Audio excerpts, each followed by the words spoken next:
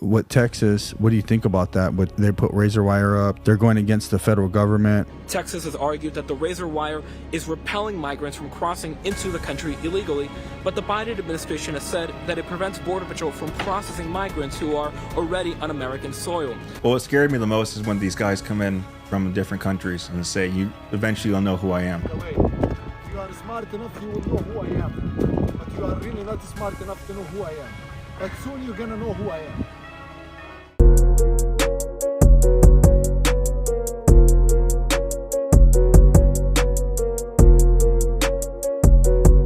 What's up, everybody? On today's show, we have Dominick. So Dominick's a good friend of mine. I'm messing up his last name, but Dominick, I'm glad you're on the show. You came for to be part of another show we were doing that kind of got canceled, so you're here. Mm-hmm. And man, I love you so much. I've known you for like 10 years now, I think. How long has it been? Over 10 years. I think we've been going to Destiny Center my mom's been going there for a long time. Yeah. So you're an AZ up and comer. Like, you're young, you're a salesman, mm-hmm. You're an entrepreneur, mm-hmm. You're a capitalist. Hardcore. You're a Republican. He's a staunch Republican, guys. I mean, I wouldn't consider myself Republican on all the viewpoints. Probably but center. Yeah, I'm more center than anything. I think a lot of people are more center than they are left or right. Center right. I'm probably center. Well, right's Republican, right? Yeah, I think. I don't know. You're leaning to the Republican side, but center. That's probably where I'm at too. Yeah, especially with all the shit's going on. So, you're a salesman. You're right now. What are you doing? Life insurance. Yeah, life insurance. More full-time life insurance, and then helping Monica, my fiance, with her business. Yeah, she has a good business too. But the life insurance is cool because you signed me up on the life insurance, and so it's kind of it's like, it's not, is it a whole life? It's index whole life? Yeah, index universal life. So basically, they put it in an index. And if you know how like stocks work, they put them in like pretty much shorty markets and stuff like that, where they get more money, and they give you a low 0%. So it doesn't either you have a floor of 0%, and you have a ceiling of like 12% or something like that. But it averages around 4 to 6% is what you're going to get on your cash value. So on an index life, you're going to get 4 to 6% on average per year on your cash value. So the extra money you put into the policy, it gains. There's gains to it, similar to like stocks, right? Yeah, kind of like stocks. Sorry, I was reading your words in the back. What do they say? You spelled believe wrong. Did we? Yeah, I didn't spell it. The marketing people did. Yeah, believe is spelled wrong. I and the E are mixed up. Oh my God, it is. Sorry, it was bothering me a little bit. I don't know. Is it? BLEIVE. Google it. No. Isn't it spelled right? What I do know is they came and fixed our stuff, and it's crooked by 1.5 inches. Let me see. BELEIVE. Oh no, it's right. It's just the I is not capitalized. So guys, what we know now is Dominick doesn't know how to spell. I don't know how to spell. I went to college and it didn't work out too well. But we do know that he's a very good salesman. So yeah.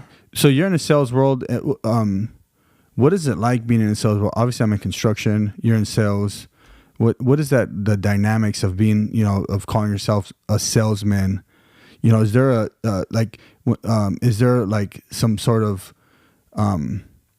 like persona attached to that, or do you see anything different, like from say someone like myself, a construction guy, mm-hmm. or say a realtor, or what do you think? Yeah, I never wanted to be in sales when I was growing up. Yeah, every time I did the personality test, it said salesman or lawyer, and I just thought always salesmen were grimy people. I mean, that's especially what I was doing before door to door. You got this grimy door to door guy at my house. What are they going to do? Every time a door-to-door guy would come to our house, my mom would say, get rid of him. And then I ended up being that guy knocking on So you're the guy that would like, get rid of him. Yeah, and then I ended up being that guy knocking on people's doors, and I loved it. I started when I was 19 years old.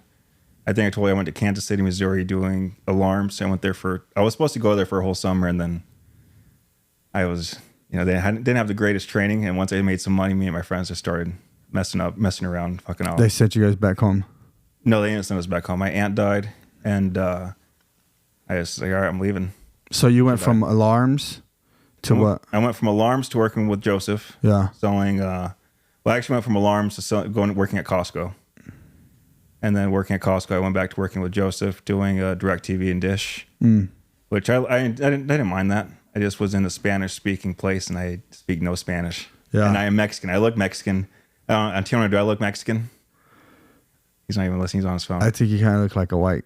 Well, now I look white, Mexican. especially how pale I am. My mom's white Mexican. She's super white. Yeah. But, people thought I speak Spanish, especially with my last name. I don't speak a lick of Spanish. So it was a little difficult there. But I went from there back to Costco.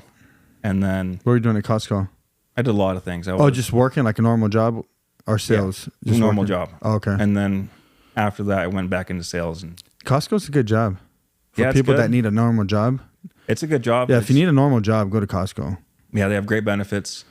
You work your way up. You work your hours. You get your raises based off the hours you work. They get a lot of vacation. It's crazy. I used it all up.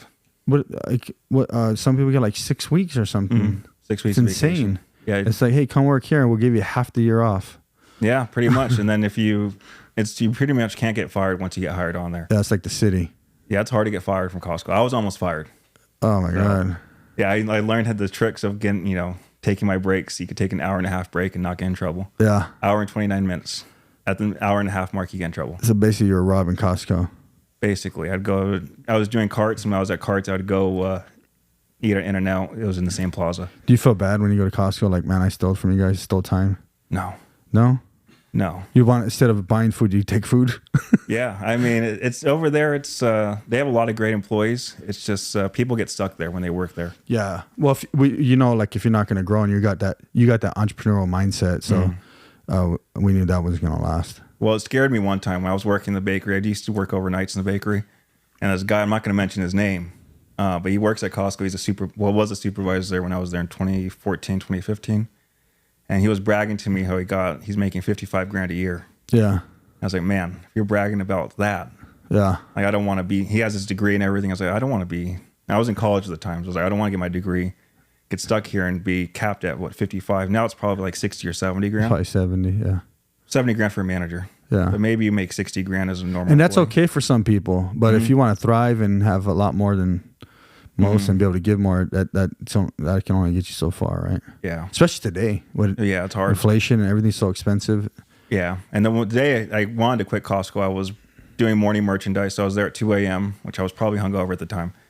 I was there at 2 a.m. and I just decided to take a little break and walk around the whole warehouse. And I was just walking around the warehouse. I was looking at all these, in my head, I was like, look at all these worker ants.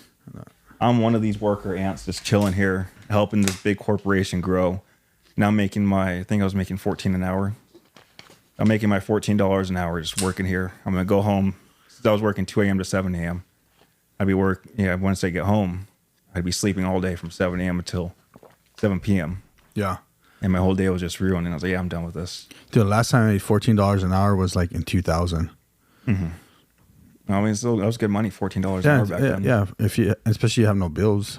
Yeah, when I started working, I was making $6 an hour at John Woodhouse, which I got fired from there for talking too much. So you've been fired from everywhere, is what you're saying? I haven't been fired. I almost got fired from Costco. So basically you're telling the whole world don't hire you. Yeah, I wouldn't hire me. Yeah. You tried hiring me. Yeah, that's true. You tried hiring me, twice? But you're a good salesman. That's why. You're designed to work on your own or with a sales team. Yeah, it's hard for me to, depends on the sales team though. There's some sales teams that are the way they teach. Like you're about to have Jeremy on, and I know you're gonna have him on in the future. Yeah. Like his culture is a lot different than a lot of the cultures that the sales teams have been, I guess, formulated by. A lot of the sales teams I've been a part of are very kiddish. Yeah. Say clap your hands. Clap your hands. For what? Just to wake you up. Can I get a 2 clap? What do you mean? That's how they start their meetings. Oh, yeah, I get it. And it's just very kiddish. It just wasn't my cup of tea. And the way they train wasn't, it's just a lot different the way I like to train. So I guess it depends on like the team you're going to be on if you're going to be in sales. But back to your original question, what it's like to be in sales. I do enjoy sales a lot. Yeah, so you're like a solopreneur. Now I am, yeah. I thought being a part of a team, in solar, it's probably good to be a part of a team in solar because it's much harder than doing what I do now. Yeah. I pay for leads, so when I pay for a lead, someone's already interested. Mm-hmm. When you're in solar, you have to go find your leads. Yeah. You have to go door to door. And the more people you have on a team, you can do it kind of divide and conquer type thing. Well, that, and then you have other people that they're taking their on Slack or they're on GroupMe and stuff like that, taking their selfies, say, hey, I'm out here on the doors. What are you doing? So if you're at home and you get all these notifications, like, hey, what am I doing? I could be going out I should be out knocking on the doors. Oh, on the team? Yeah. So like the team, it's good to be a part of a team environment, but you have to find the right team if you want to be in solar, at least door to door. I mean, not even solar, door to door in general. So you were at Costco, and then after you were done with Costco, you got fired from the bakery at Costco. So we know you're not a baker. Got fired from the front end, actually. Oh, the front. Carts. Pushing cars. So you're done with Costco. What happens after Costco? We're going to go through your life story now. What happens after Costco? I went to work as a paralegal. Hold on, you're a paralegal? Yeah, I went from Costco to paralegal, and that's what that was my original goal, was to be a lawyer. Oh yeah, you said lawyer or salesman. Yeah, I wanted to be a lawyer. I could argue. I love arguing, and when I went and worked there, it completely changed my mindset on. I completely changed my mindset on. I changed my mindset on just if I wanted to be a lawyer or not. Why? When I was there, they hired a new attorney. So I was working for this guy. His name's Solomon Canoe. He's an immigration attorney. Really good guy. He's a cool attorney. But they hired on this other guy. I forgot his name. I think his name's David. And when they hired him, I asked him questions. He just graduated. They're going to send us a cease and desist on this video. Well, I'm not talking bad. Like, he was a great lawyer too. He's a good guy. But I just asked him a lot of questions. He graduated from ASU. That's where I was going. Yeah. And I had aspirations to go to ASU, the law school over there. And when he graduated, he switched up, and I think he was like 45, 50 years old. Can you hear me? I think, yeah, they say put it like a fist thing in between. So he was like 45 or 50 years old when he graduated. And he's told me he was over. Huh? He was that old? Well, he went back to college and became a lawyer. Okay. And I asked him how much debt he was in. He said he was over 150 grand in debt. Yeah. I was like, all right, how long is it going to take you to pay that off? He said, maybe 10 to 15 years. So I did it in my head, and I was like, damn, if I do this, not only am I going to build up my bachelor degree debt, but then I have to go get my master's in law school. Yeah. So adding that 150 grand plus my other, let's say 40 to 60 grand. Yeah. It's going to put me almost 200 grand in debt. How long is it going to take me realistically to pay that off? And I think of doctors and stuff who make more than attorneys. And it just didn't, and the job in general just sucked. Can't be on a computer all day, and that's all I was doing is computer and paperwork, computer, paperwork, computer, paperwork. And we know you don't like being part of a team and working for anybody. Yeah, So did you quit that one? You got fired too. Did Dr. Solomon fire, or what was his name? Yeah, Solomon. Yeah. Solomon Canoe. Is it the Solomon Group that we see everywhere? No. They're really going to send us a letter. No, he's a cool guy. He's Nigerian, I think. So I got to see a lot of like Nigerian people. A lot of Mexicans came in, which sucked. So minorities. He like wasn't with minorities and stuff like that. Yeah. And the stories I would hear, like, it's just sad for these people that were actually trying to get visas here and stuff. Yeah. Because they've had people die, like get murdered, and they're getting chased by the cartel. And Not stuff. today though. They just let them in the border. Oh, yeah, they actually, I think they're driving them in or something. I don't know. Biden's out there flagging them in with flags. Texas. Yeah, sending the terrorists in and everybody. Not in Texas. Yeah, Texas. Well, part of Texas. I don't think it's the whole Texas. Well, they're putting the white razor wire. Yeah, everywhere. but I don't know if they can do the whole border. That's a big border. You know what I mean? Yeah, but they're doing a lot of it. The main parts. They're doing the main parts, just chopping off like where the main, where a lot of people were coming through the easy parts. Yeah, that's a scary thing that's happening. What's going on with Texas and the United States? We could go on that later. We could hop into it now, because I know you want to hear my whole life story. Yeah, well, we're gonna go back to Texas. Okay, but yeah, all right. So we're done with the lawyer. You got fired. You suck at being a lawyer. You want to know how I quit? Yeah. Actually, so my ex-girlfriend and I broke up, and I said, "Fuck this! I'm done. I'm done working this job. I hate this job. Like, I'm just done." So I went with my friends and did mushrooms. I quit that day. And it's like I didn't quit. I just told him I'm leaving early. So we went to Sedona and did mushrooms, and I said, "Yeah, I'm done."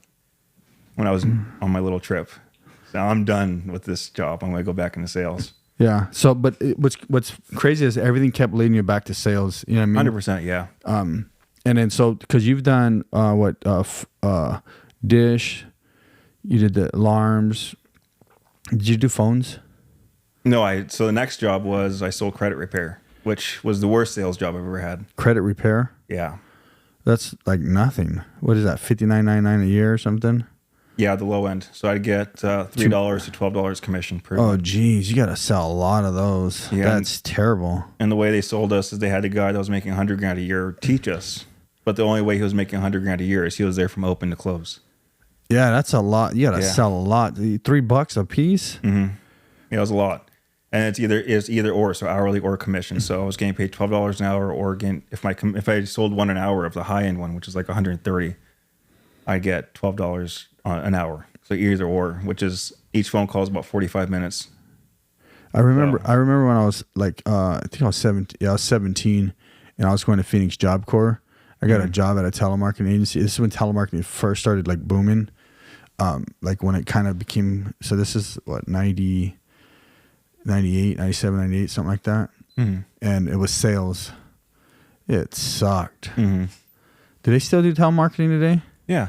I guess the Americans do it, but I know it's from other countries, but yeah, they hire VAs. yeah, it was all here, like local, you know what I mean, whatever state it was. Yeah, they get paid a lot more. They make more money if they hire a VA. A VA is just like a virtual assistant for those that don't know. Yeah. It's they hire people in the Philippines or other parts of the world, and they pay $5 to $7 an hour, which to them is equivalent to like $20 an hour here. Yeah. So, I mean, And they're doing the same job. Same job, better. Because you got basically the emphasis of that marketing, that type of marketing is they got to get them in, draw them in, and then patch them over to a salesperson. 100%. Right? Yeah, and they make a lot. To them, it's a lot of money. To us, it's easy money. Yeah. And you're helping them out in the different country, but it's much cheaper than hiring a cold caller here, which in Arizona it's $14 an hour minimum wage. So yeah, and they're not even doing nothing. They're not even trying. Over there, you gain them working hard, 40 hours a week. You give them the people that hire VAs, they give them bonuses every month, like $400 to $500. Oh yeah, and that's a lot of money for them. Yeah, because if you're bringing in the lead, like you're bringing, because that becomes a lead, right? And then you hand that lead over to salesman. Yeah, it's like I mean, you got a 50-50 chance. Yeah, you went from 0 to 50-50 with that VA. And they're busting through numbers. So if you give them 1,000, they need like 2,000 to 3,000 numbers a month. That's what they go through. Yeah. So you give them 2,000 to 3,000 leads, essentially, or cold calls. That's hours and hours taken off your plate, and they're going to do it for you. Yeah. And they speak pretty good English. Philippines is an English-speaking country, so. So you're back and forth to sales, and then the last sales job, and you still kind of do it as solar. Like you've been doing that for years, right? Yeah, I've been doing solar for a while. So I went from credit repair, then I went to be a server. I was serving at Lolo's Chicken and Waffles for a while. Why'd you pick Lolo's? I love Lolo's. I met Larry. Larry White, he's the owner of Lolo's. Hey, so you kept trying to get away from sales. Well, I just knew I could make more money in serving than I could doing what I was doing then. No, you thought you could. Oh, I made a lot more. Yeah. Serving than I did in telemarketing. Oh, okay. At Lolo's, I'd make $150 in 5 hours, 3 to 5 hours at the most, so $30 an hour. Yeah. So I'd make good money there. And then I left there. It was far drive. I left there. Actually, I was selling some other stuff when I was working at Lolo's. So I was making a lot more money working at Lolo's. So you're high and eating all the chicken. I guess you could say I was high eating all the chicken. Yeah, I was selling some stuff to the cooks and other people. Yeah. So I was making a lot of money at working at Lolo's, and I just got out of that lifestyle. And I went to be a server at Applebee's. I was working at Applebee's and IHOP, and then left. Hey, some servers do make really good money. And they actually change like to different states. They'll go to Vegas. They'll go like New York, and they'll be clocking $1,000 a night. And people will live here in Arizona and go just drive to Vegas because they can make $1,000 a night in a weekend. Yeah, especially if they're bartenders. If you're a bartender, you can make a lot of money. Or you know what else makes money is blackjack dealers. They get the tips too, especially women. They make a ton of money. Yeah, I was thinking about. I almost thought about doing that. Good-looking people like make a ton of money.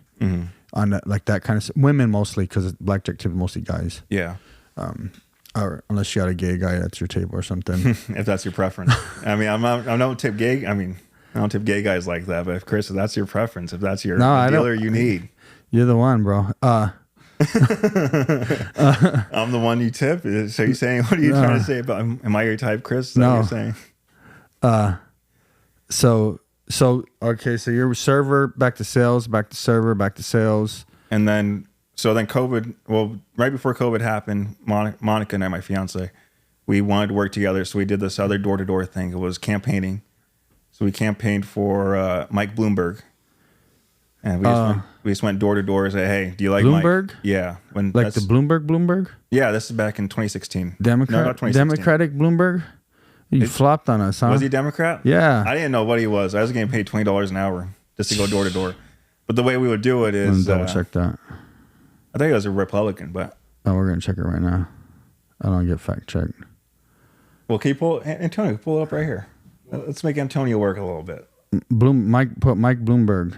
Mike Bloomberg. It's really, yeah. Former mayor of New York. Let's see what he was. Let's see, right here. He has the article, the publication, the Bloomberg. Yeah. Is he Democrat? A Republican.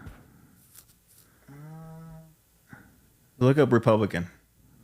I think Democratic Party. Oh, he's a Democrat? Yeah, I already found it. Yeah. Well, I would have rather campaigned for Bernie at the time.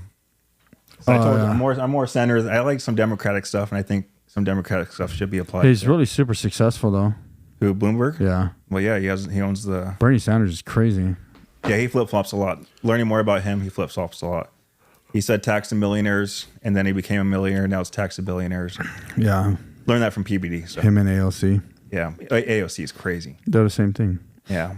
So, yeah, we went door-to-door campaigning for him, which I would just go to colleges, get my thing filled up, and just go return it. So we'd work for like an hour and get paid for 4 to 5 hours each. So we get paid about $100 a day each, and just go to one college and get it all filled up. So after doing that, I went back into once COVID hit. 'Cause COVID hit during that, I went into door-to-door sales for solar. And so I thought you've been doing it longer than that. It's been about 4 years. Yeah. Yeah. Are you still selling solar? I know it's not very much these days, right? Yeah, I kind of pulled back on it just because of how much time it took away from my normal day-to-day life, things I like to do. And so now you're full-blown then life insurance. Yeah. So I'll do solar because I get referrals because I work with some realtors, so I'll get referrals, which they've been getting poached a lot by other solar people. They're doing a permit poaching. No, I don't want to call those companies out, but they've been trying to... Permit? Oh, yeah. They looking for permit leads? Yeah, so once a permit goes through they and can gets see. approved, they'll go and... I mean, that's name of the game. Yeah, that's why you got to build value. No one's ever poached my leads, but they try. Yeah. I'll get a call back, hey, this company said this, and this. I just want to let you know. Yeah.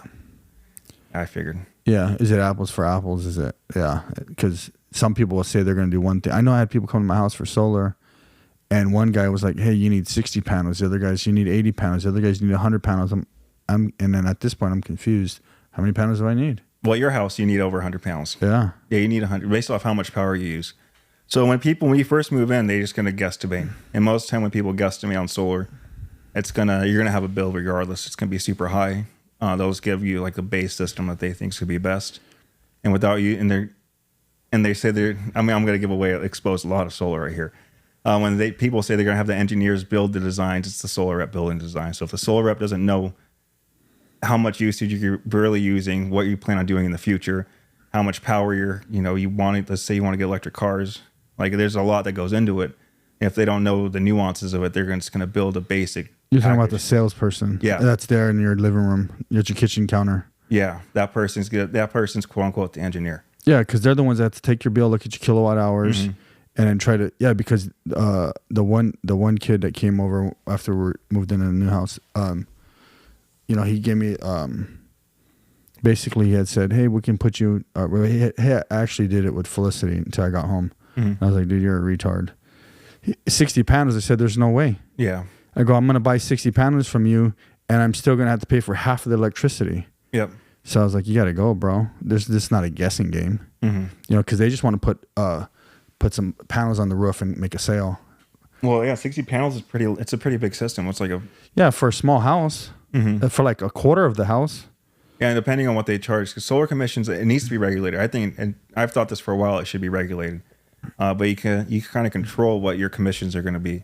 So it's based off a dollar amount, and however much more you charge is how much you're going to get. So let's just say I charge you $3 a kilo or $3 a watt, which is let's say 10 kilowatts, 30 grand.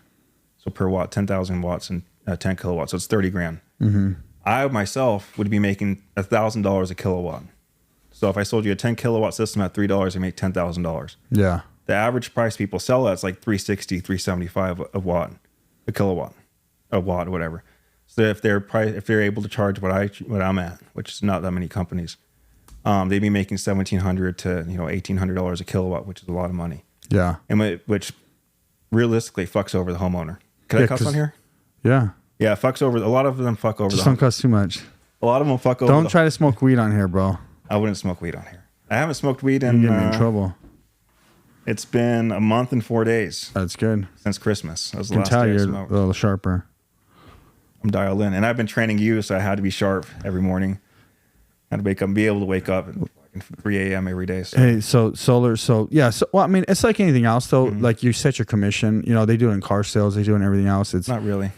They do it in car sales too. They'll do it. They'll offer you a higher interest rate purposely because there's some sort of rebate kickback back over from the bank to the dealer. There's a lot of things they do the same thing, or you know. Well, not for the basic rep. At least the situations I was in. When I was going to work for a car.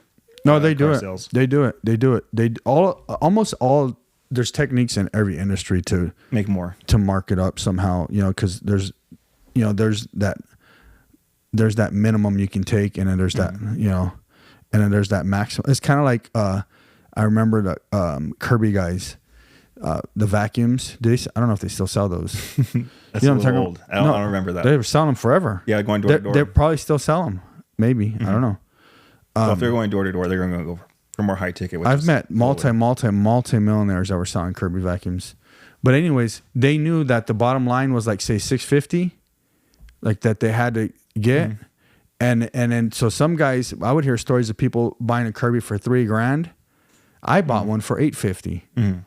So because there was a minimum, and then the maximum was like whatever you want to charge. Well, they would tell you like, don't go over trying to, they're going to question you. But I heard of people we know that pay like up to $3,000 for Kirby system, so it's just, yeah, what you want to charge, how much value you could bring. Yeah. I do think you could bring a lot of value. And solar, you could bring a lot of value. There should be regulation though in solar because it's tied directly to your electricity. Yeah. And if your goal is to eliminate the electricity bill and give them a better deal than let's just say APS, who you have. If you want to give a better deal than APS, you have to charge around the highest you could charge. If you have a south facing roof, it's probably $325 a watt. Yeah. That's competing with APS. APS does go up a lot. I mean, all utility companies go up a lot, but I think there should be regulations on how much you should charge. That way the homeowner gets put in a better place, because it's an asset that's tied to your house that could screw you over long term. And then if they don't know how the loans and stuff work, which is another thing, a lot of these reps don't know how the 30% rebate works from the government, the tax rebate. Yeah. Which puts a lot of people in a bad situation, because they either can't claim all that, or they don't apply it they don't get taught what happens if they don't apply it to the system. Yeah. And then if they don't apply it to the system, their bill goes up like crazy. And if they can't claim that full 30%, you could claim it for 5 years, but they can't claim it for the first. They can't claim it in the first year and can't apply it to the system. After 18 months, the loan reamortizes, and then their bill skyrockets, which puts them in a bad position, because then their bill's way more than it would be with. You're totally making me not want solar. Well, so okay, and then so now you're doing life insurance. This is the part I like. So with life insurance, I think I would. I don't want to see what my policy is, but I bought a policy, and it's kind of cool because you can fund it. You can add more, So anyone who's watching this is basically, so say you have a policy, say you have $100,000 policy, whatever, right? And then this is my understanding. You tell me when I'm wrong. Just jump in. So 100,000. Oh, you just explain it. Yeah. So basically, you want to do low death benefit, high cash value policies. If you want to do what you're talking about, which is quote unquote infinite banking, is what people think of it as. Yeah. And you want to fund the heck out of it up until the MEC, which is right when you lose the tax benefits.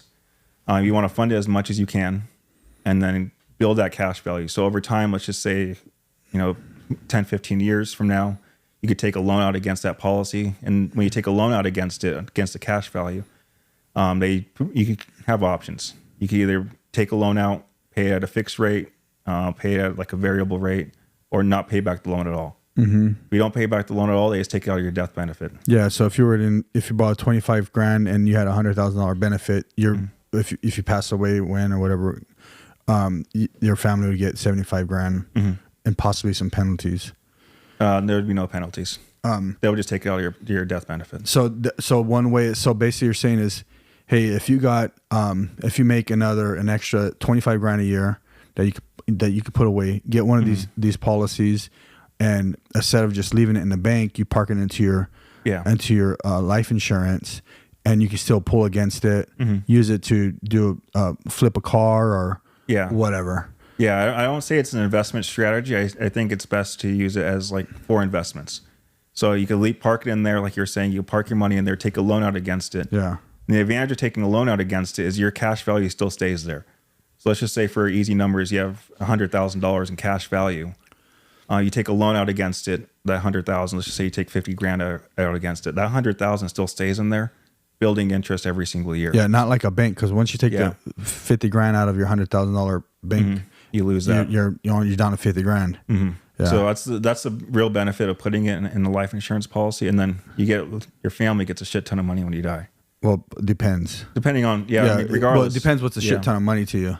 Yeah. Right. If it's $100,000 or if it's 10 million, whatever. Well, I was thinking other people's situation. I don't want to say it, but yeah. In other people's situation, they get a lot of money when someone passes away. I won't say it to anyone because it's very low for you, Chris. Your death benefit's super low. Yeah.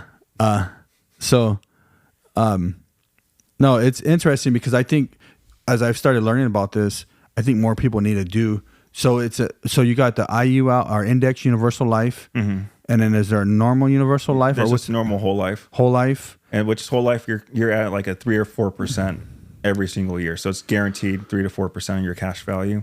A lot of people like that because it's more guaranteed. You kind of predict you can do less with it. You do less with it. Is that what it's designed for? You can you're at like a 3% quote unquote interest rate. Yeah. So you're gonna make 3% on your money every single year, whatever your cash value. Yeah. Versus an IUL, you can make a lot more money. Yeah. If you're averaging 4 to 6% in an IUL, you could make more money every year versus parking in a whole life. But IUL does have some risks. What's the risk? If their investments don't do well. Oh, like the stocks and stock. Yeah, because they're in stocks and bonds and whatever else. If they don't do well, then you don't make any money that year. There's a 0% floor. So but you don't lose money. You never lose money. Yeah, because in a stock, that's what I learned too. Is because like I have stocks and you can totally lose. But with your policy, you don't go negative. Yeah, you can't lose money. Yeah, because they're still buying a policy against everything. What do you mean? A life insurance policy. We're still paying for a life insurance. Oh, yeah, you're still paying for the policy. Yeah, correct. Yeah, versus and the policy insures the actual cash value as well. Yeah, so you're very well protected in a life insurance policy. As far as like parking your money, I look at it as like a better high yield savings account. Yeah. Because a savings account, your money just sits in there and it accrues interest over time. Yeah. Versus a life insurance policy, you get all the riders, all the benefits and stuff like that. I know, I love it. I think it's so cool. I'm learning more and more about it. So if you guys want to buy a policy, just DM Dominick. We're still going to keep talking. Yeah, but the one and only Dom on Instagram. Is it one and only? Yeah, the one and only. Yeah. And so mention this podcast and he'll hook you up. And I'll give you some kudos. Yeah. You don't tell him that. You're not supposed to say that. I'll train you for free. I want to get trained. So let's just jump into that. I'm helping him. He's helping me. So training, right? You started training me. I think it's been 5 weeks probably. Yeah, it's been over a month. Yeah. We started technically in the beginning of December, and then you took like a 2 weeks off, and then we started again right before Christmas. You're training me, and you asked me for like a year or 2 years. Like you would text me probably once a month or once a week or something. That was a lot. When can I train you? When can I train you? When can I train you? And I'd be like, oh, it's coming. I'm almost ready. Yeah. I think everyone should get trained by someone if you haven't worked out before. Yeah. So the thing is for everyone watching is I had gotten a real, I think there was 2 slip discs or herniated discs, whatever you want to call them. I don't remember what it was called, but 2 discs were moved in my spine, and I had, my back was just jacked. I mean, I was like, I couldn't even raise my back upright. All my muscles would spasm out, and I was locked, so I had no mobility. It just hurt all day, every day. And so I started going to chiropractor just to kind of get it nudged in. And the more I thought about it, I was paying so much money for this chiropractor. It was a lot of money. I had to get shots and just a lot of stuff, a lot of x-rays, everything. And I started thinking, I was like, well, I can start putting money into my health, and that's when I finally was like, okay, well, let's do something. I figured I can pay X amount of dollars per week, into training and, getting my butt whooped, but getting healthier, or I can put it into paying some doctor to just kind of put a Band-Aid on me. You know what I mean? So that's when I decided to make a decision. I said, well, if I'm going to live my best life now, then I got to be able to at least walk. You know what I mean? Jump, pop, or whatever it is, right? So that's kind of what led me to the decision to say, hey, let's do this. Yeah. How's it going for you so far? It's good. I mean, I weighed myself before I started, and I took pictures. I haven't weighed myself since, but... Huh? Show the pictures. I showed him the pictures. You look good. I think you look better. What do you think, Antonio? Do you think he looks better? He doesn't. He's a hater. Antonio's a hater. Show him. I'm not showing him. I'll show him when I'm a little more healthier. But anyways, I feel good. I mean, I haven't lost a ton of weight, but I'm definitely more flexible. In these last 4 or 5 weeks, I'm getting stronger. I think, I mean, what do you see? Well, I see that in you as well. I think I see your energy levels have gone up a lot more working out wise. And I just think the benefits of working out in general, the health benefits are way greater than the hour of suffering you have to go through. Yeah. Because you get a lot more mental clarity. I mean, you feel a lot better. You have more energy throughout the day. And then whenever something, shitty comes up, you have the mental fortitude to really get through it without, I guess, spazzing out or getting angry. Because you've been through hell in the morning. And it's good to start. I like to start every day working out. Yeah. Once you go through that, put yourself through that, your body through hell in the morning, then the whole day is just easy. No matter what you go through, at least for me, no matter what I go through, and my body's used to it. My body doesn't care. I mean, I still spaz out when I'm driving. I get road rage here in Arizona, but as far as you, I think I see the difference in your body shape already. I see you're able to do a lot more weight, which eventually we have to go to a real gym soon. My gym's not a real gym. It is a real gym, but you're gonna get a lot more progress if you're able to go a little bit heavier, and because the weights are a little light for you. Yeah. So we have to switch things up to make it a little harder. But if we just did the actual weights, it'd be a lot easier. Yeah. Way too easy for Big Chris. I think the good thing is, and for anyone who's listening, is the decision I made was for him to come to my house, and kind of it forced me to have to get up, and it forced me to have to get up and actually do it, because it's easy just to quit, like to not even start, or so him texting me, hey, I'm on my way, hey, I'm 5 minutes away, and even if I'm like tired and whatever, I have to get up because I don't want to be a weenie. Well, I'm not nice either. He's gonna be at my door, and I'm not gonna open a door for him. You know what I mean? So I'm like, I gotta get up and do this. And you do I'm sure you're a little bit easy on me, but it kicks my butt. Yeah, I try not to go too easy on you. I try still making it difficult. I said too easy. Jesus, it's not. I mean, it's not easy. The workouts we do, especially that I have you do, aren't easy. I had to work you up. I mean, it didn't take long, but I had to work you up to doing the workouts we do. We do supersets. Supersets is doing 2 workouts at a time. We do bench press and a tricep workout. A lot of people, when they start working out, they're only able to do 1 workout at a time. We do 2 or 3. Yeah, especially if we're doing like the full body workouts, we'll do 2, 3, 4 maybe at a time, and it really just shocks your body. It puts you in a, I guess, more cardio state. And I think those workouts have helped me out a lot with my cardio, with my conditioning. I'd rather be more athletic, and I think that's how a lot of people would rather be more athletic, be able to do things later on in the future, versus doing those 1 workouts, taking like 2 to 3 minute breaks.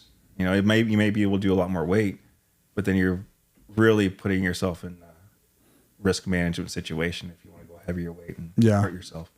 The workouts I love the most are the leg ones. I mean, I love those. Man, those He's suck. lying to you guys. He's lying. Hardcore. Yeah, those are fun though. I know, but it's the only time you don't talk.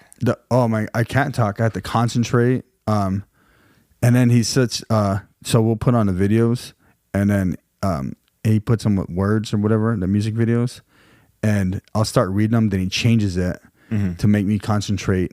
So I think you're pushing me pretty good. Yeah, he kind of like picks on me while we're working out. He'll be starting to read. So a lot of we listen to a lot of rap music, and on Apple TV, we're watching, or Apple Music on the TV will pull the lyrics up on the side. Yeah. And I'll catch Chris is sitting there instead of working out. He'll sit there and start reading it. He's middle of his set. He'll be doing either curls or he'll be standing there just watching. And I'm like, what are you doing? And then I see his mouth moving. I switch it right away. Switch to the next one. Chris likes to take his break. He figured out ways to take his breaks. I just don't allow him to do that. He gets his breaks in. It's just not while not in the middle of a workout. Anyways, thank you for doing it because you're coming to my house, whooping me, beating me up. I want to quit all the time, cry. I swear the other day I wanted to throw up, and I was like, I can't. What day was that? Was that during a leg day? One of those days, and it was bad. So probably gonna put a garbage can in there just in case. I mean, I hope I don't make you throw up. I hope I get you. I'd actually like that because I'd feel like I did something. I actually like that. Not if you're throwing up pre-workout. I know you just started taking pre-workout, but throwing that when that comes back up, it's not fun. That's not a fun thing to have. I feel like I wasted $5. Is he taking pre-workout? Yeah. Powder He's taking the powder and he started taking creatine, right? Yeah. I don't know if you want me to put your business out there like that. Yeah. No. Yeah. dry what? Oh, dry scooping? No, don't dry scoop. Oh, put it in your tongue. Just throw it in your mouth. Yeah, dry scooping. Joseph used to do that all the time. Dry scooping is dangerous. Yeah. Especially if it gets stuck in your throat, it hurts. It's I'd have to get like a huge clob get stuck there and it hurt my whole body. yeah. So I stopped dry scooping. I started dry scooping because this lady at the nutrition store said I was a little bitch. Because I brought a water bottle. And she's like, you're a little bitch. It's dry scooping. I was like, what? This is a Christian channel.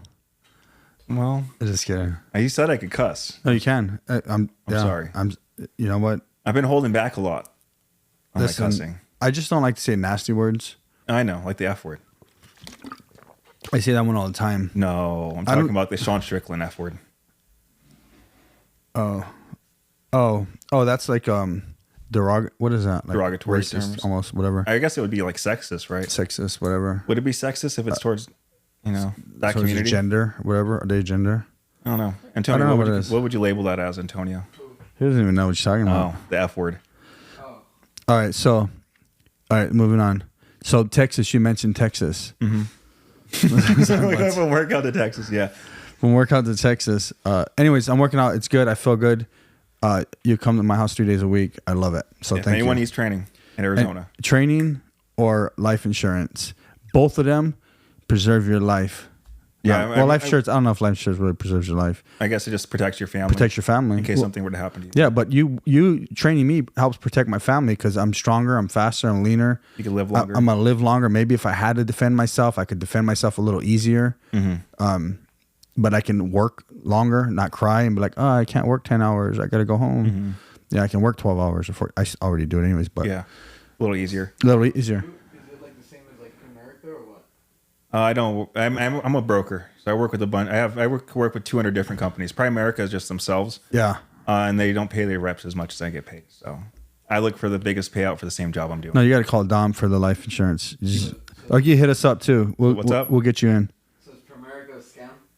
I'm not gonna. It's not a scam. It's just that they got a certain technique. Yeah, they're a little different than. That's other how they make companies. their money. There are a lot of these places have their techniques. They're like their Yeah. styles and their niches. Yeah, they're more like an MLM. They're an MLM. There are a lot of them are MLMs. Even if I recruit someone, I get paid off their. Yeah, it's just They're down there, so- everyone's, and then you build a team. The That's same thing. Yeah, you build a team, and then they sell. They build a team. They sell, and it trickles up. Yeah, that's how every sales organization essentially works. Every sales organization is an MLM. They Similar. make money off of whatever Yeah. they're doing. Off the product, and yeah, whatever. But MLMs, you almost got to buy the product. You have to buy into it. Yeah, you have Which to buy life the insurance, product you have too. to buy your license. You have to buy. You use your Yeah, time. but that's like an entrepreneur. That's more of an entrepreneur, but it's similar. Yeah. yeah.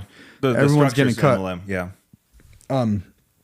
Okay, so Texas. So you and I both we both kind of follow the same people, and we're getting our news from the same sources. Yeah. So what do you think about that? They put razor wire up. They're going against the federal government. What's your thoughts on that? Well, what scared me the most is when these guys come in from different countries and say, eventually you'll know who I am. Soon you'll know who I am. Hey, pull that up. That video? Remember I was telling you about this? So look up terrorists at Texas border. Yeah, that guy scared me. Salami. Salome something, whatever. Yeah. Just look up terrorists at Texas border. Yeah, he scared me. So because of what's going on, it made me want to go. I'm about to purchase my fire weapon today. My first gun. Really? I was supposed to do it last week, but we didn't get around to go. But we're going today after this. We're gonna go get it. Little Glock.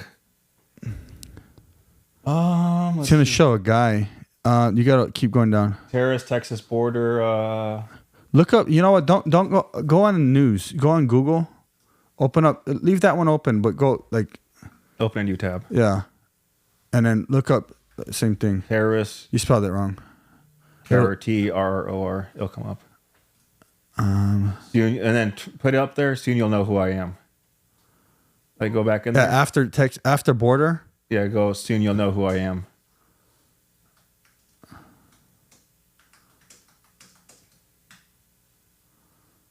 And then migrant tells you that one right there. That first one right there. Maybe skip through it a little bit. You'll see it.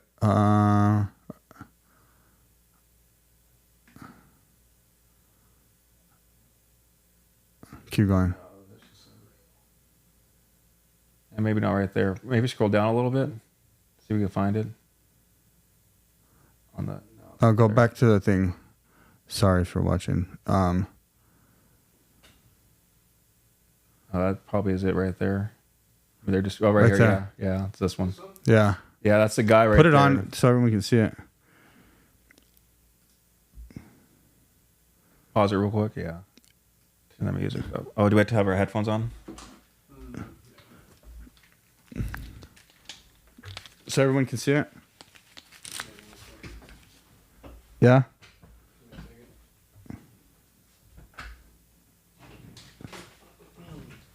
What are you doing?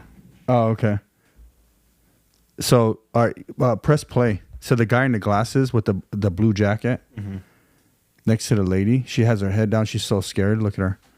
All right, can you play it? Turn it up. Smart enough to know who I am. But soon you're gonna know who I am.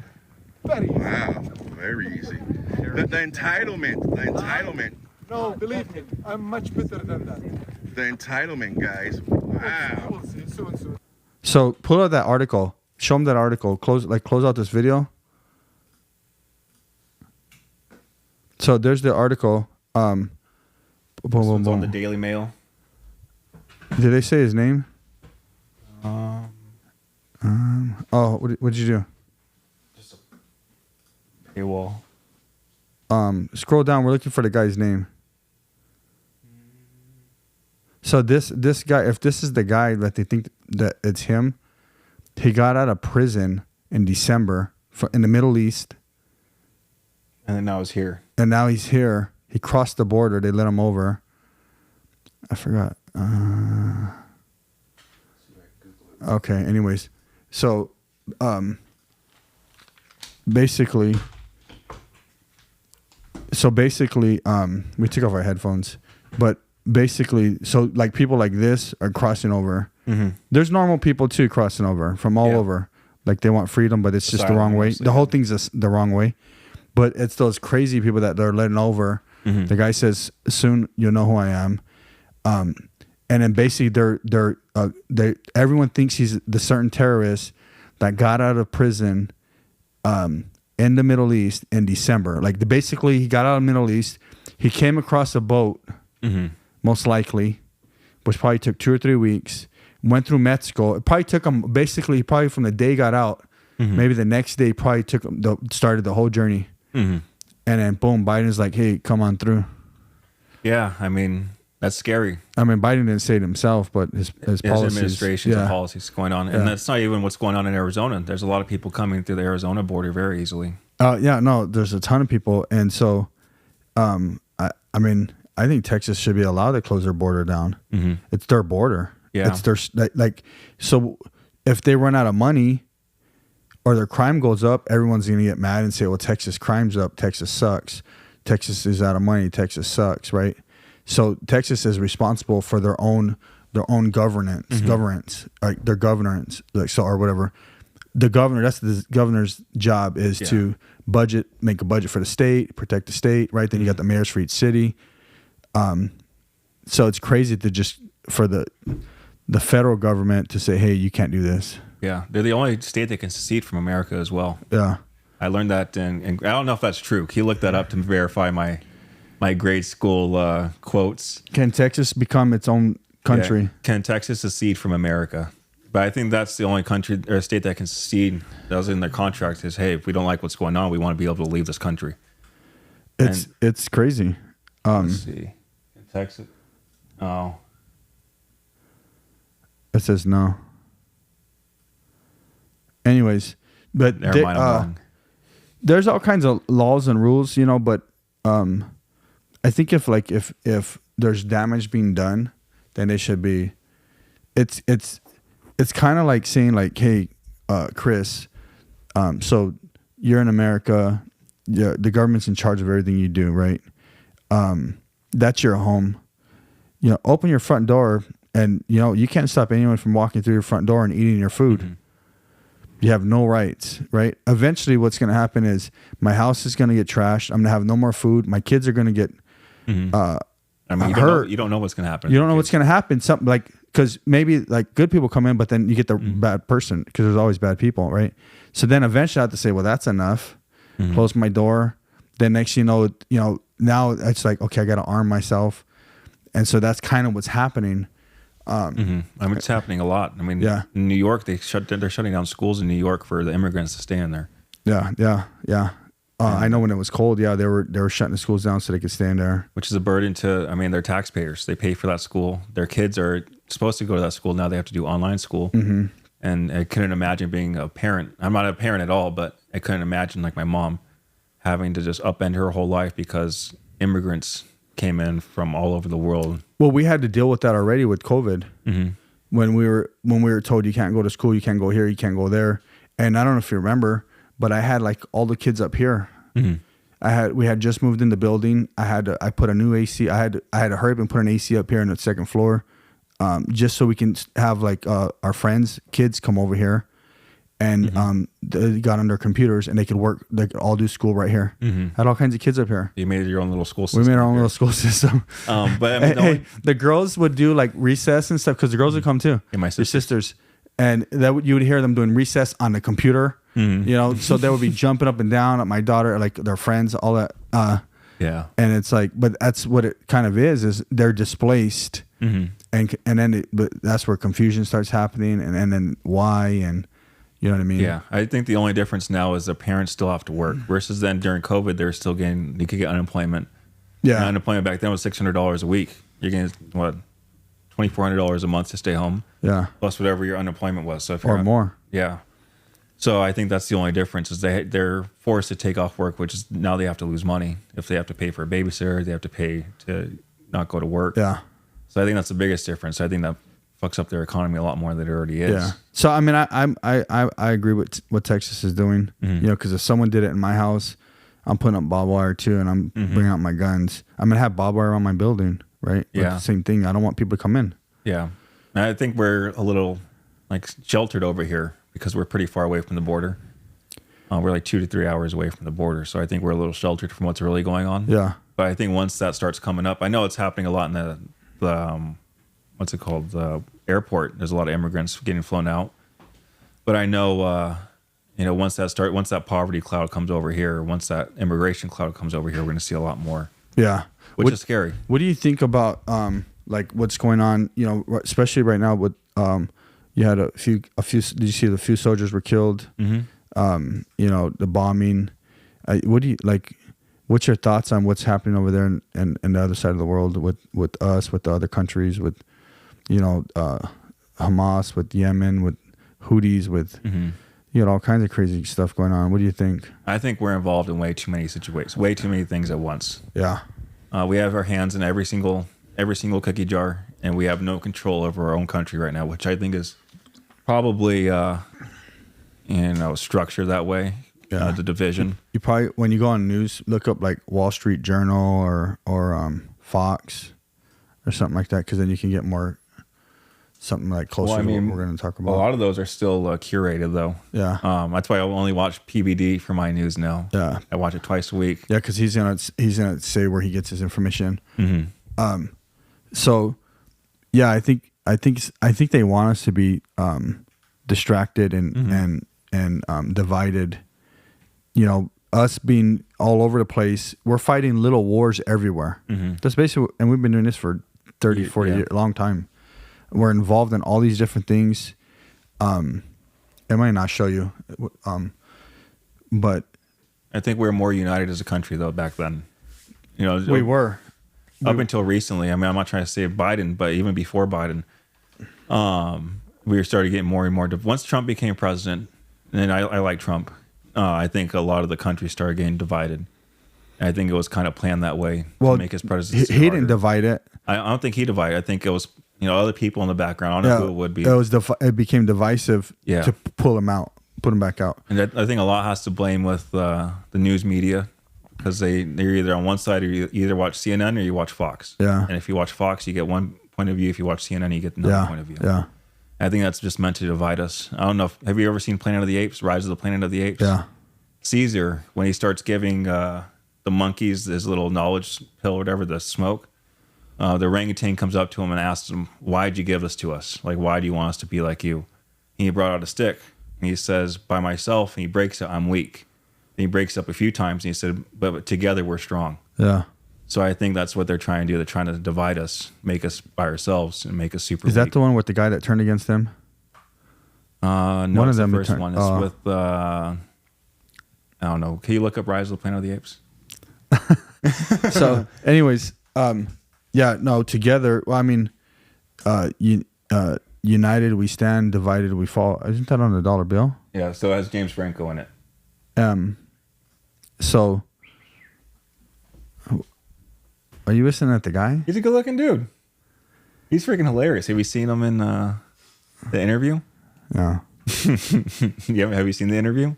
What interview? It's a movie. It's called The Interview. Oh, it's called The Interview? No. It's Kim Jong-un threatened to like nuke us over the movie. Oh, really? Rocket Man? Yeah, Little Rocket Man. The movie's freaking hilarious. They go interview the Korean dictator because they like their show. Yeah, I think though, like we got to take care of our own house. Everyone needs to look at it like their home. Okay, I used our home as in the Texas analogy.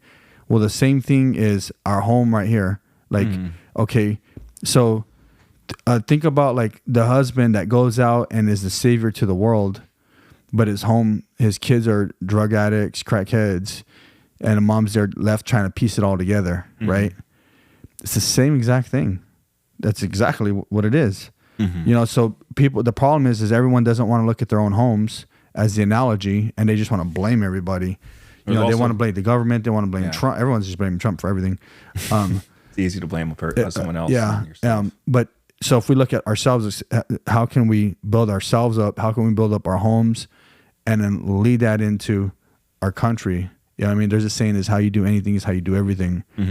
So if we did our best at home, everybody, all the politicians, all the wealthy people, whoever it is, then we can learn how to do our best outside of our home and the rest of the world could see it, which is what we used to do when we had God in our schools, when we did a pledge of allegiance, when we did all these things that were American, and when we start taking that stuff away, now the home starts to collapse. Yep.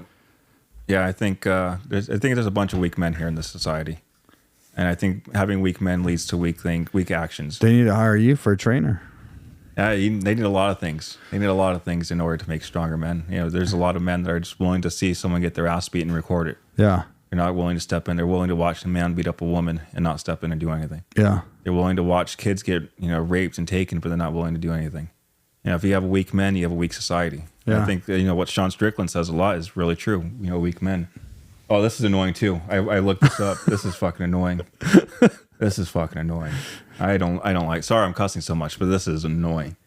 Yesterday too, when I was trying to watch the game. Oh, sorry, it's not up. Scroll down. Up. I'm sorry, up. So, Black National Anthem to be performed at Super Bowl stirs debate on social media. So, are they actually going to play it, or do they? Someone said they've been doing. Okay, yeah, they've been doing it, but they haven't televised it. Yeah, I don't know what it is. To tell you the truth, I never heard of it. I never heard it. The question is do we need two national anthems? If we're one America, and what does it prove by having say a black national anthem? What about like say if there's other cultures or races playing in the Super Bowl, right? Which I'm sure there's like Samoans, a lot of really good Samoan football players. Are they playing their national anthem as well? Yeah, I think it's again a divisive thing to split up the country. But are they playing different national anthems? Is it don't just think so. or just two? Well, I didn't even know they played the Black National Anthem. I don't before. watch football, so I don't even know because. Yeah, I didn't know that they were playing. Obviously, if it hasn't been televised, I've been to Super Bowl before and they didn't play it. Well, it said it started in 2020. Yeah, I think I was there. I was there when it was here, so 2018. I think the last time I was here. Or so before I was here. Who's singing it? Do we know? I don't know, but this stadium got booed.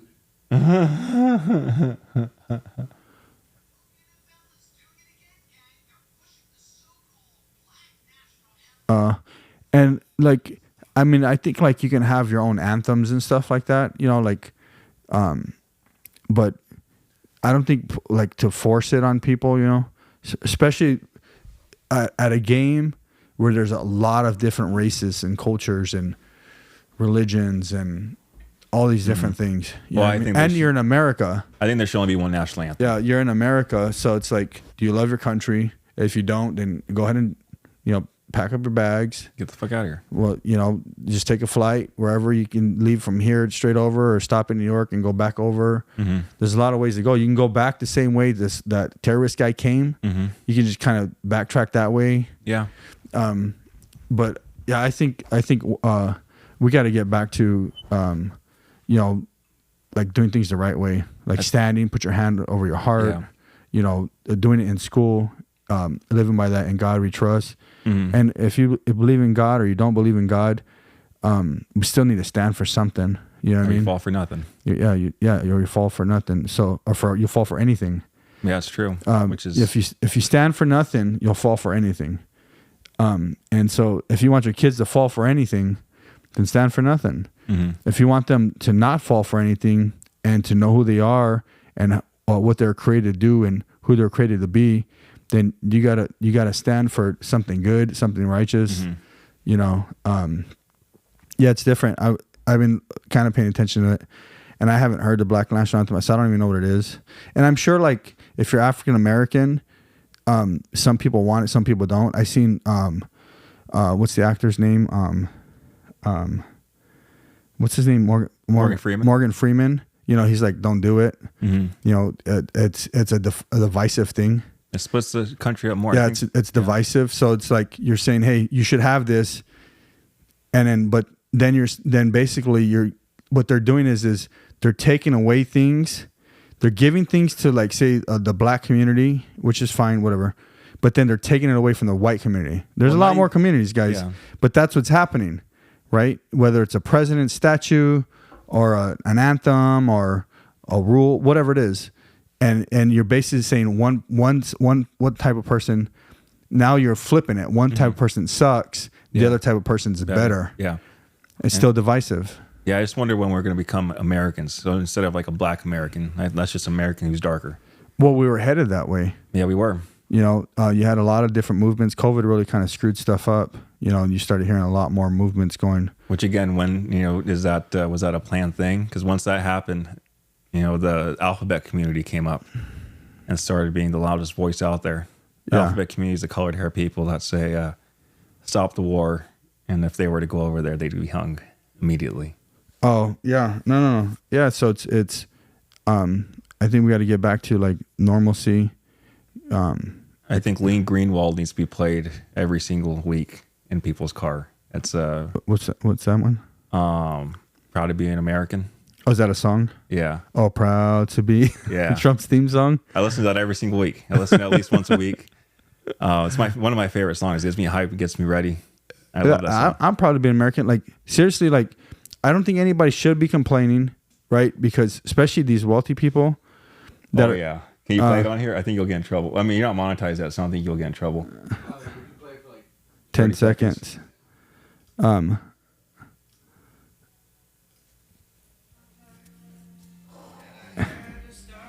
my song right here. Oh, yeah. Okay. That would be my walkout song if I was in the UFC. 100%. That'd be my walkout song. That would be it right there. It gets hype right after this. It gets so hype after the song. And I've heard that song lots of times. Every time Trump comes out. But that'd be my song. No, yeah. So I think we just got to do better as people. You know what I mean? Like, well, I think a lot of us are more alike than we are different. All of us are more alike. The problem is people want to be recognized for doing something great, but they're doing something bad while doing it. You know, it's like a lot of these people that are crying wolf, they're super wealthy. You know, and yeah, they have a bigger audience, so they're doing it now. But you can't say, hey, you know, life sucks for me, and you're going, you know, home to a 6,000 square foot house or 10,000 square foot house. It doesn't really suck for you, bro. You know what I mean? Maybe it sucks for someone else, but they have a choice too. We all have choices. Now it's different depending on the neighborhood you grew up in. It's a little harder, right? I grew up in a rough neighborhood, so it's a little harder. But at one time, and I still do, I had a choice, and I made a choice, and I chose to want more in life. You know what I mean? And so that's where everybody's at right now. Whether it's at work, in the church, because the church is getting crazy too. In the politics, you know, it's we all have a choice to live our best life. Put God first, right? If God's first, then it's kind of easy. It's very easy. It's kind of easy, right? It's kind of easy when you put God first. You know, there's right and wrong. You know, like you don't have to complain about nothing, right? You just do what you're supposed to do, which is good things to everybody. Good things will be done. You work your butt off. You sow seeds. You plant those seeds. You water those seeds. The harvest comes. Like these simple principles will happen. It doesn't matter what color you are, you know, because if you look at the wealthy people of the world, they're all different colors. I was just watching a special on black wealthy people, and I think his name's Rich Peoples. I forgot his name. Last name's Peoples. Super, super wealthy, almost a billionaire, off real estate. Black. Yeah. He's like 70. He's like, just go out there and work for it. Yeah, it's not. So what you're saying, it's what we should be doing, but it's not easy. And it's not the easy path to go down. It's the hardest path to go down. Whether you're reading the Bible, reading whatever you believe in. But I just started reading the Bible. It's not easy. I try reading it every single day. Yeah. But that's a whole guidebook to how your life goes. Yeah. Well, it's not easy paying your bills either. It's much easier just to go be homeless or just get a free check. That's easy. Yeah, living a great, successful life is super hard. You like being a good husband, not cheating on your wife, or not stealing from your job, or like those are hard things to do because it's easy to just take this phone and pocket and walk away. Right? Anybody can do that, but not anybody can wake up at 3 a.m. and work till 7 at night. 7 days a week. Like not anybody can do that kind of stuff. That's hard. Yeah, it's hard. So I think if we want to live our best life, we have to learn how to grind, to outwork, outperform, outlast, you know. I think it just takes a few simple steps. I don't think you should do it right away. I think if you try just doing all that at once, it's going to be very difficult. You're going to quit a lot easier. Just like working out. If I were to put you in like the workout I have you do now, and the first time we start working out, you probably wouldn't want to keep going. I almost did not want to keep going. I actually didn't show up one day. Yeah, I know, and I gave you shit. I still paid you. You still paid me, which I told you didn't have to, but I gave you shit. I sent you what your word of the year was resilience. Yeah. And I talked a lot of shit. Because I was like, this is what you told me you're going to do. You promised me you're going to do this, and you're not living up to the promise, especially with what your word was for the year. But in general, like you just got to take simple steps. Like if I were to put you through the same work I put you through last week in your first day working out, you probably wouldn't want me to train you anymore. You got to work that process up. You got your muscle memory. You got to work your muscles up to where you need to be strong. Yeah. And I think like as we're going to close this is make sure everybody who's watching, make sure you put the right stuff inside you. Like you can watch, I don't watch any local news because all they show is people dead and car wrecks and all that stupid stuff. Yeah. It's my Instagram right now. Local news? No, my Instagram just shows me a bunch of death. If I go on my reels, I just see car crashes. I don't even want to see that. So I watch world news, which does show death, but it's on a bigger picture. It's a bigger scale, and it kind of tells what's happening economically. So make sure what you're putting in. I don't watch scary movies just because my mind's got to be sharp. I don't go and get drunk. I don't go and smoke and I'm not saying anything wrong with any of that, but I don't do it because I got to be at my best. optimum state of mind. I got to be at my best, right? You know, certain times, like I grew up on rap and with cuss words and stuff like that. So I have to be in a right frame to listen to that because it can do something to me. So we have to know what triggers us, and then we got to know how to kind of stay away from those things or minimize those things, and then what builds us up. You know, like what gets us amped. Like I can listen to some praise and worship songs that gets me riled up, like amped. You know, I don't need cuss words and killing and fighting. I can listen to like just really good praise and worship music. And kind of like you're probably American. You're like, man, that gets rowdy. And I'm like, dude, that doesn't get rowdy, bro. You're like, you're like ready to do some jumping jacks and stuff. But so we got to pay attention to what we're putting in our minds, you know, and that goes with religion, with politics, with everything, and do what's best for your family, right?